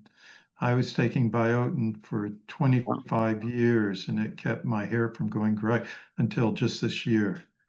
You just have to take 5 milligrams or preferably 10 milligrams a day. That's B7, Religious. right? We're taking that. That's on our protocol. Yeah, biotin, but it has to be at least 5 milligrams. It can't be the B complex size or amount. Yeah, we take the large dose.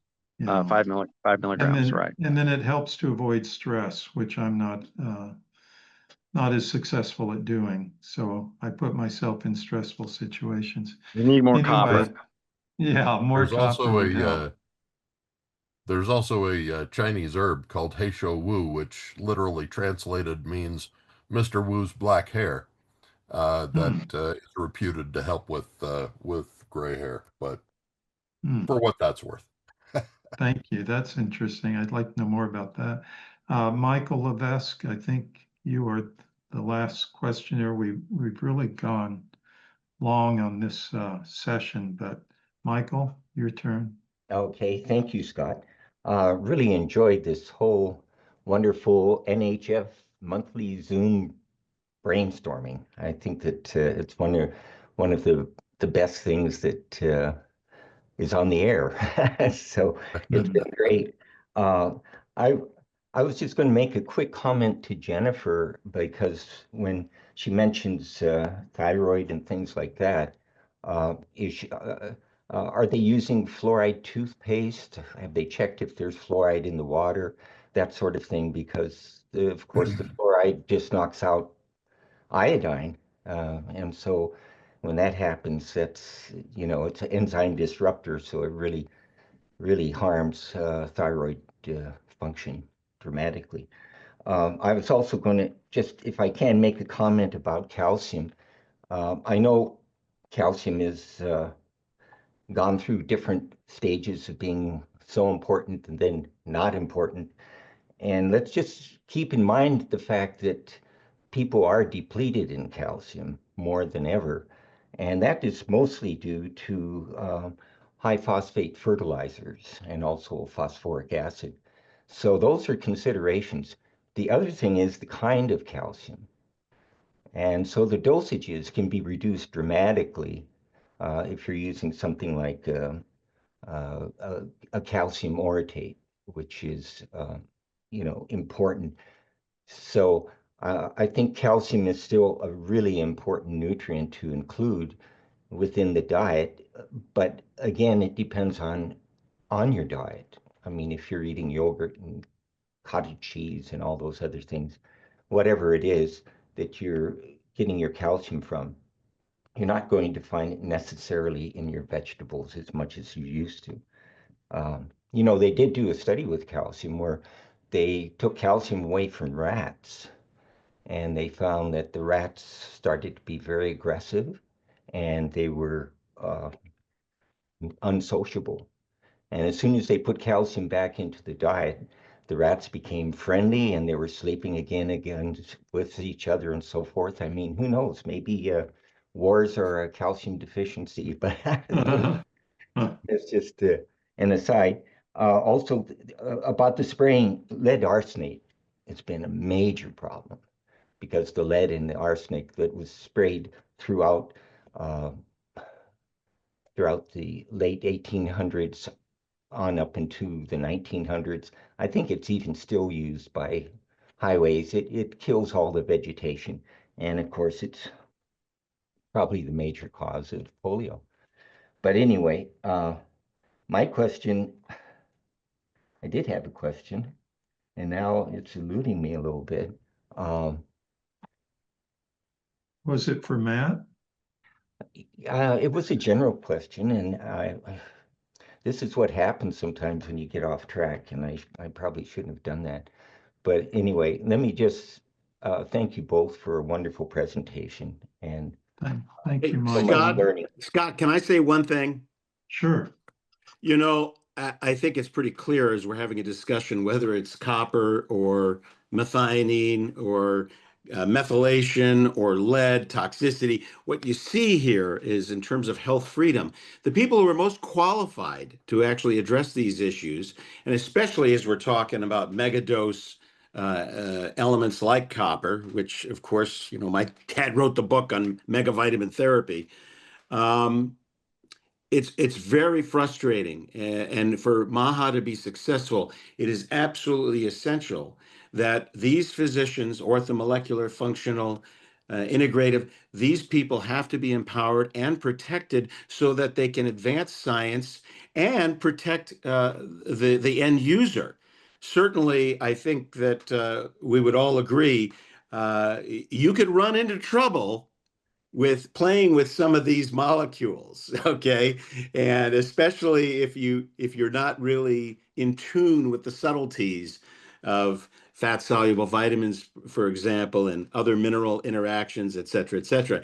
And I'm very hopeful that as we move forward with the health freedom movement, that there's going to be support and protection, not only for the physicians, but also for the consumers as well.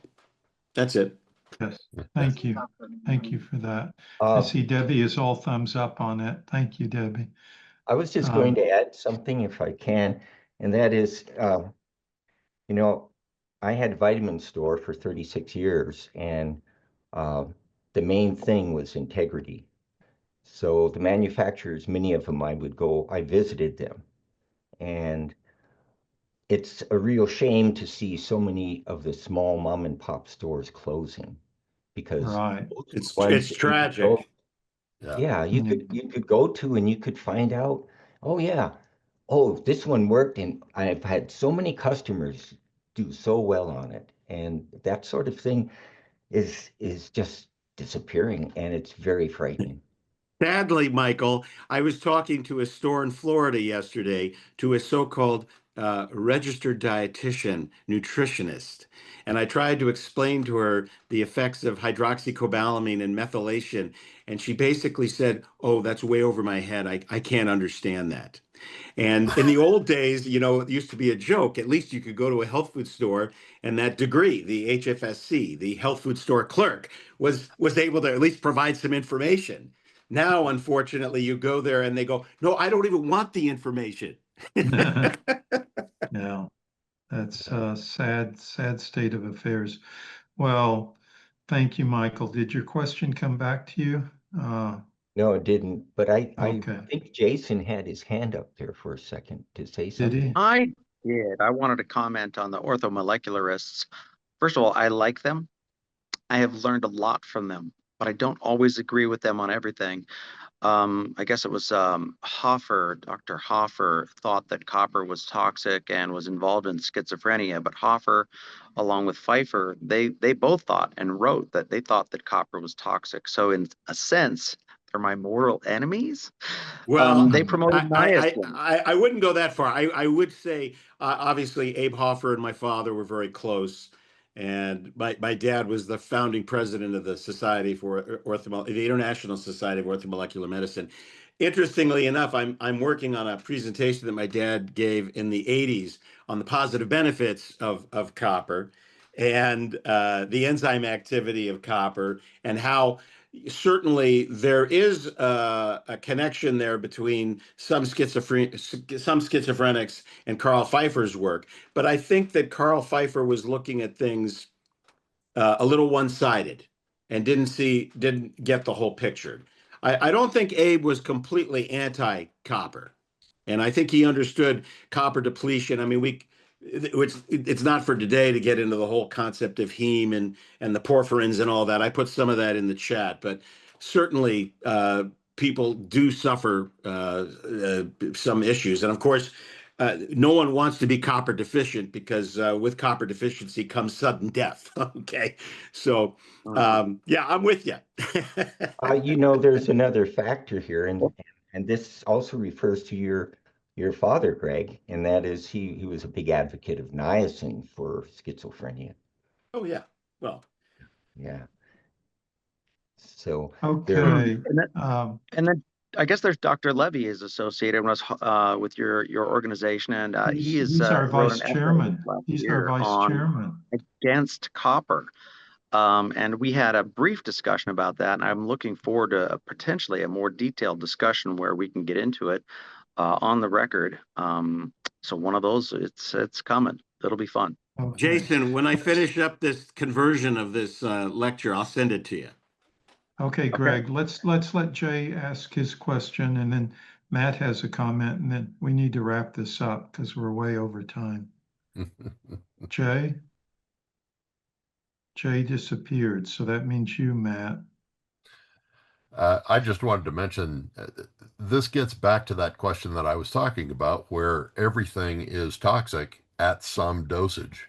And understanding those dose response curves becomes really important. I have a book out there. If you look up Warnock and Rethinking Medicine is the name of the book. I wrote with an ND friend of mine, and chapter 4 deals with dose response curves in excruciating detail. And the book has 352 footnotes and lots of research to back it up. It's primarily aimed at practitioners. But one of the things that I think our current medical education really glosses over, unfortunately, is these dose response relationships and what happens when you get away from the center of the bell curve. Things get really dicey out on those edges, and that's where the damage happens. And if you only have one lever, if you're if you're the guy with the hammer in your hand that thinks everything is a nail, and that's the only thing you have to solve a problem with, then that's when we get into trouble. And of course, regulation is always a one size fits all solution, and so it's always in trouble. Mm-hmm. If we get away from the regulatory situation and we can make choices on our own, then if we're getting in trouble, it's our own doing because we're making those choices. I would much rather have that situation than people forcing us into trouble by trying to put us all in one box. Okay, well said, Matt. Thank you. Jay's back. So Jay, real quickly. Yeah, can you hear me now? Yeah. Yes. Yeah, I just want to revisit what I asked earlier. Your thoughts on getting the broad range of minerals that we need, more from natural spring water, more from our diet, and what we might do in that regard to even help get more mineralization back in a natural way in our agriculture. You know, even those buying organic produce are suffering those mineral, demineralization problems. Okay. So I can address that with regards to copper, and that is copper again has lost about 90 to 95, 100% of the amount of copper in our foods has gone down from, I think, in the 1945 era, the average person got about 5 milligrams of copper per day in their diet. And today we're getting 0.6 milligrams or less. And then recent studies say we're getting around up to 1 milligram, maybe a little bit above. And I don't trust the recent increase of copper because I think they're trying to hide the problem rather than fix the problem.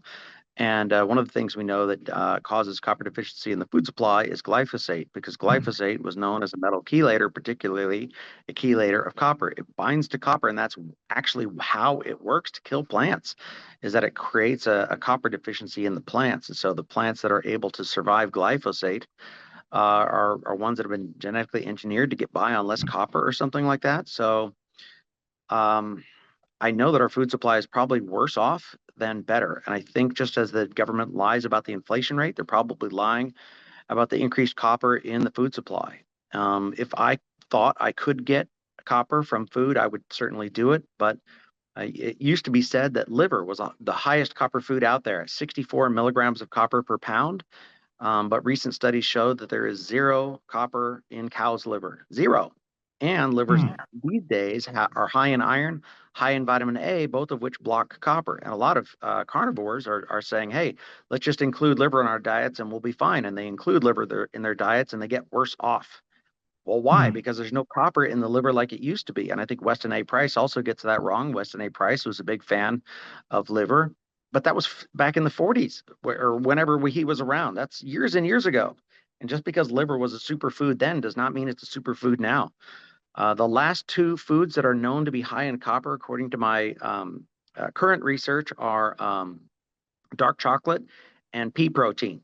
And that's it. And you could barely get, say, 5 to 8 milligrams if you ate an entire pound of dark chocolate, or probably like trying to get all of your protein needs just from pea protein. You might get about 8 milligrams. Those are not sufficient amounts. Those are not amounts that you need to recover from not only copper deficiency, but also the regular onslaught of all the toxins we're given. Again, we feel the best at 30 milligrams, and there's no possible way you can get up to 30 milligrams of copper from food, even if you were having a diet that was high in dark chocolate and pea protein. So that if there was a way to do it with food, I would tell you, but there's not. So we take copper sulfate, which, it costs 3 cents a bottle. You buy a 10-pound bag of copper sulfate, you use 5/8 a teaspoon of that in a 2-ounce bottle. You make your own 1 milligram per drop solution. It costs 3 cents per bottle. It's not a problem. It works just fine. And unfortunately, until farmers are using more copper in their agriculture, we're all going to have the problem. And another thing, Jason, that I noticed over the recent years is when they're building houses and buildings, they're less likely to lay in copper piping. They lay in PVC piping, so you aren't getting the copper from the pipes that you used to. Can you comment on that, or have you noticed the same thing? I can. And the EPA has said that the copper in water at the tap should be no more than 1.3 milligrams because they're concerned about toxicity. But really, I believe that if the copper is higher than that, it's because there's more than the 0.7 milligrams of fluoride in the water, and they have a limit on the fluoride. And if you are getting copper from your water, it's likely bound to the fluoride, and the fluoride is stripping the copper from the pipes. since they know that fluoride will strip copper from the pipes, they're recommending that the fluoride should be bound to silica so it doesn't do that and so that it's less corrosive. But that's for at fluoride, that's for fluoridated water supplies, right? right, but the amount of copper you're getting from pipes is not going to be enough to solve copper deficiency. There have been numerous studies that say 2 to 6 milligrams of copper over several months is an insufficient amount to fix copper deficiency. And that's what we see in our group too. So that's why we recommend people quickly move through the 6 milligram level and get to the 10 milligram level. And there's numerous studies that say all those copper enzymes come online and start working once you get to the 10 milligram level. So well, really, I would say that the RDA for copper should be 10 milligrams, not what it currently is. Oh, I'm sure you're right on that, but I wasn't implying that you get your daily supply from copper piping. I was just saying it's worse now with the PVC piping than ever. The lack of copper in pipes would indeed contribute to copper deficiency, but restoring the copper pipes is not enough to get to sufficiency. Right. No, I understand that. It's just a contributory factor. Michael, Probably ups you your have microplastics too. Yeah, right. that's true. You're getting those. Good point, Matt. Michael, real quickly, and then we're going to have to wrap this up. I mean, Okay. turn it over to Charles in a minute. Well, Jason sort of answered my question. I was going to ask him what form of copper he recommended.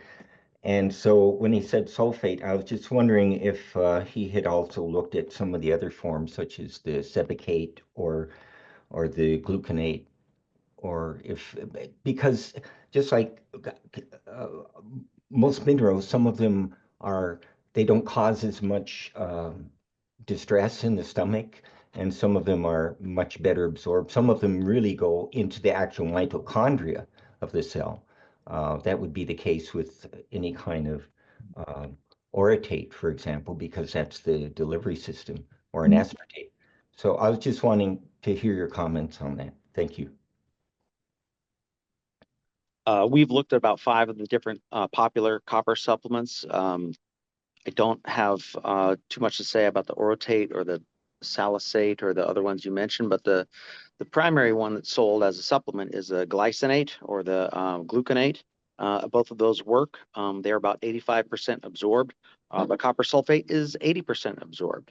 The vast majority of studies on copper in humans use the copper sulfate form.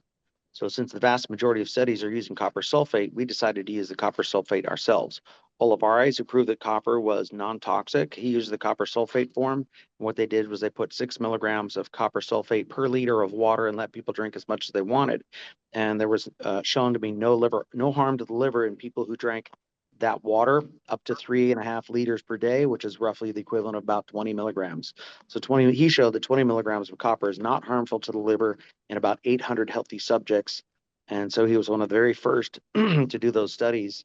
Now our entire copper revolution protocol of tons of people taking 30 milligrams, not only is it safe, but we're noticing all kinds of healing benefits. Okay, yeah, I was just wondering because I know assimilation is a little different than absorption as well. So I was just curious about. Well, the absorption changes dramatically. When people are taking 1 milligram of copper per day, they absorb about half of it. But when we scale up to 10 milligrams a day, whether it's the glycinate form or the sulfate form, our bodies adjust and adapt and start making more metallothioneins, which we want because those are detoxing enzymes. And then we can eliminate almost all of the copper that we take in. This does not prove that copper is toxic like they sometimes interpret in those studies, but rather it shows that copper is quickly and easily excreted by the body like all the good minerals. All the good minerals are easily lost. Iodine, when you scale up on iodine, it takes 3 months at 50 milligrams to reach the point where the body excretes 90% of it. Potassium, another one of our favorite minerals, potassium is quickly and easily lost, whereas sodium, the body tends to retain more of it. So we think that if anything is quickly and easily excreted, that's proof that it doesn't build up and become toxic in the body, and it proves it's safe. So the fact that the body adapts and quickly excretes that copper is actually a benefit and a function and a proof that it's safe and it doesn't build up and become toxic. But that's it. So you're saying that it's excreting like 80% of the copper? Well, I think at the beginning we have an absorption rate of 80%. And in fact, that absorption rate might stay constant because it could be that the copper that we're taking in at high doses is first absorbed through the intestine, and then it gets into the body, and then it comes out through the liver and into the gallbladder, back into the intestine, and then finally all the way out. And in fact, it could very well be that because the body is putting copper back into the intestine through the gallbladder, that the body wants to be able to recycle and reabsorb copper if at all possible. But it doesn't look as if copper is reabsorbable once it lands in the enzyme called metallothioneins, because metallothioneins are they're so tightly bound that the body will not digest them once they're in the intestine. Okay, thank you. We're really out of time, everyone. I'm going to turn this over to Charles Frohman to escort us out the door. But I want to remind everyone to please join NHF if you haven't. You can go to our website, www.thenhf.com, and join us as a member and save that date that I mentioned at the beginning of this whole session. That is April 16th, 17th, and 18th in Dallas, Texas next year. We'll be there. Yeah, please, Jason. You were there at the 70th, so we want to see you again at the 71st. And I think everyone would enjoy it. Charles, you usually close these things out, so let me turn it over to you. Thanks, Scott, and thanks, Matt and Jason, for another great monthly Health Freedom Brainstorm. Supplements have made an important part of NHF's mission over the decades, so you can trust that we'll be there as FDA either helps or hurts, probably hurts the industry going forward. Every third Friday, except this month, we adjusted it a week. Thanks for your flexibility. The 19th of September is our next one. We'll return to the vaccine issue with Carrie Bigford from Texans for Vaccine Choice. She is an expert on communication, which is a challenge for health freedom advocates in how to convince people on the fence, especially who are ripe for our message in these new times. So please come back in a month, share that e-list link for friends to join and get invited. And thanks, everyone. We'll have the recording up soon in a few days at our Rumble channel. Thank you, everyone. Bye for now. See you next Thank time. you. Thanks all. Bye. Thank you, Charles. Bye. Thank Thanks, you. Jason. Thank you, Matt, for your presentations. Bye-bye all.